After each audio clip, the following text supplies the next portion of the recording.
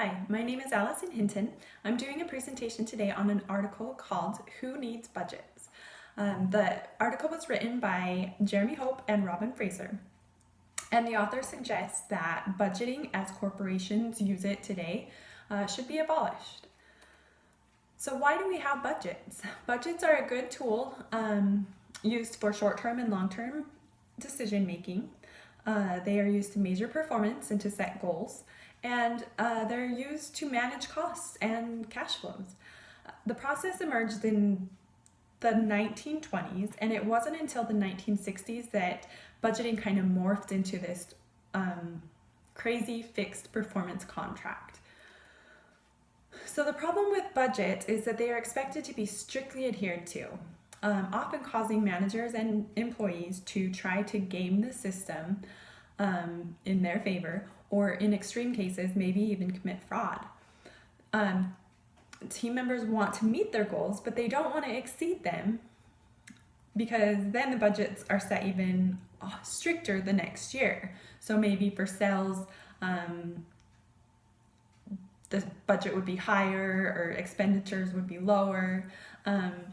So an example of how a team member would try and game the system is they would ask customers to place an order that they know the customer doesn't necessarily need and knows that they might actually end up returning the product, but then those sales will be recorded and help them hit their goal. Or on the flip side, if they've already met their goal, they could pressure a customer to accept delivery in the next period because they've already met their goal for that period. Budgets are cumbersome to produce, and the information is outdated and often unreliable. So because the information is outdated, branches aren't really able to quickly adapt to changing markets and economic conditions. So how do we break free from this budget vice? We need to concentrate on longer term goals and to measure progress using alternative methods. So some financial measures are fine. They might include cost to income ratios or return on capital ratios, or reducing costs and increasing revenues. Some non-financial measures might include time to market, inventory turnover, customer satisfaction, even employee satisfaction and employee turnover. So the benefits of going budget free.